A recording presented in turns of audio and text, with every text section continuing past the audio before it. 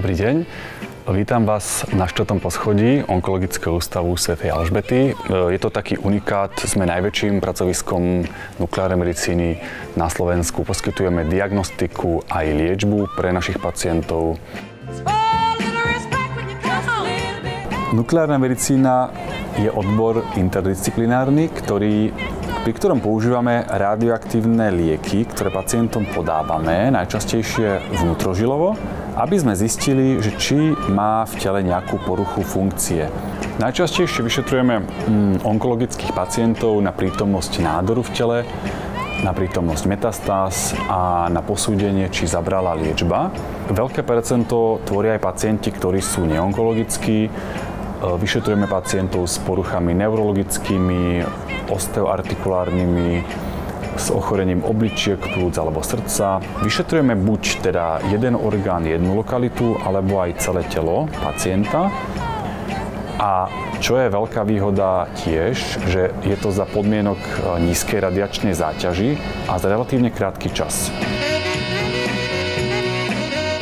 Takže teraz by som vás previedol našim diagnostickým oddelením.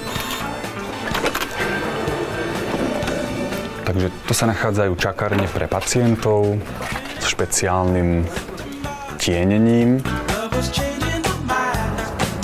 Preventívne vyšetrenia sa u nás nerealizujú. Každé vyšetrenie musí byť na základe odporúčania odborníka so žiadankou. Naše vyšetrenia nukleárnej medicíny sú hradené z verejného zdravotného poistenia. Je možnosť samozrejme byť aj ako samoplatca, ale aj v tom prípade ten pacient musí mať žiadanku. Na naše vyšetrenia si pacientov objednávame. Tieto objednávky vybavujú sestričky, telefonicky spoja sa s pacientom, poskytnú mu podrobnejšie informácie, kedy a kam sa má dostaviť na vyšetrenie, prípadnú prípravu, akú má absolvovať pred vyšetrením. Takou cennou informáciou je aj to informovať ich, ako k nám prísť. Môžu prísť v pohodlnom oblečení, bez nejakých kovových komponentov, samozrejme bez šperkov. Každé vyšetrenie, ktoré sa u nás realizuje, musí mať pripravené svoje radiofarmakum. Bez toho sa to vyšetrenie nedá zrealizovať. Ukázal by som vám naše radiofarmaceutické laboratórium, kde sa pripravujú tieto liečivá. Páči sa? Je to taká tekutina v maličkom objeme, ktorá vyžaruje neviditeľné žiarenie. Radiofarmaká väčšinou pripravujú farmaceuti v tzv. Čistých priestoroch, kde musí byť človek primerane oblečený, sú tam kladené vysoké nároky na hygienu, čistotu a bezprašnosť. Aj napriek radioaktivite alebo radioaktívnemu prvku sú radiofarmaká pre pacientov veľmi bezpečné a sú neoddeliteľnou súčasťou modernej medicíny.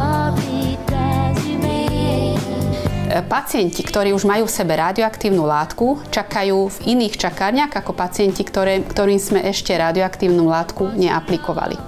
V PET-CT čakárniach pacienti sú od seba tienení takými ochrannými zástenami a tým pádom znižujeme ožiarenie jednotlivých pacientov od ostatných pacientov na minimum. Pred každým vyšetrením majú naši pacienti zavedenú vnútrožilovú kanylku. To môžete teraz vidieť, celý postup kanylácie. V podstate nukleárna medicína má tak veľký, široký záber pôsobnosti a spolupráce, že vyšetrujeme ako jeden z málo odborov aj dospelých, aj detských pacientov, aj novorodencov.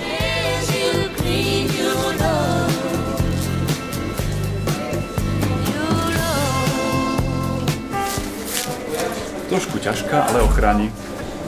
Ideme vlastne zisťovať poruchu funkčnosti obličiek. Je to lepšie takto s tým lakťom? Áno. To vyšetrenie trvá 20 až 40 minút podľa toho, ako tie obličky budú vylučovať.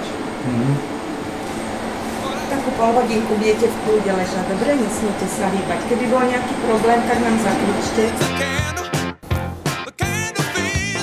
V tomto prípade sa vyšetruje pacientka s maligným nádorovým ochorením a hľadáme, či sú prítomné metastázy. A detailne potom posudzujeme každú jednu lokalitu a sledujeme, či daná liečba pacienta zabrala. Takže keď pacient skončí u nás s vyšetrením, odchádza domov, odchádza oddychovať, je poučený, ako sa má správať a potom naši lekári nukleárnej medicíny napíšu oficiálny vyhodnocovací zápis, tzv. Nález z vyšetrenia, kde detailne porovnávajú, hodnotia, merajú rôznymi parametrami, čo v tom tele je patologické a čo v tom tele je normálne. Pacient je inštruovaný, že má ísť priamo domov, že má sa vyhýbať kontaktu hlavne s deťmi, tehotnými ženami, ale má minimalizovať kontakt aj s inými dospelými osobami, aby teda neožiaril a neskontaminoval svoje okolie, ľudí vo svojom okolí. Takýto osobitný režim pacienta trvá krátko, väčšinou len niekoľko hodín. Čo je najkrajšie na vašej práci?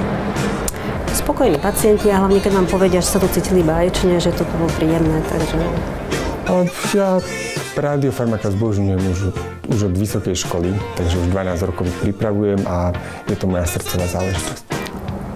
Samozrejme, som hrdý na svoje oddelenie. Sme ako jedna z mála oddelení, ktoré naozaj má, dá sa povedať, takmer kompletne vynovené prístroje, vynovené priestory a v takom prostredí sa veľmi dobre pracuje. A ja aj dúfam vždy, keď vyšetrujeme pacienta, aby sa ku nám už nevrátil, aby už bol vyliečený.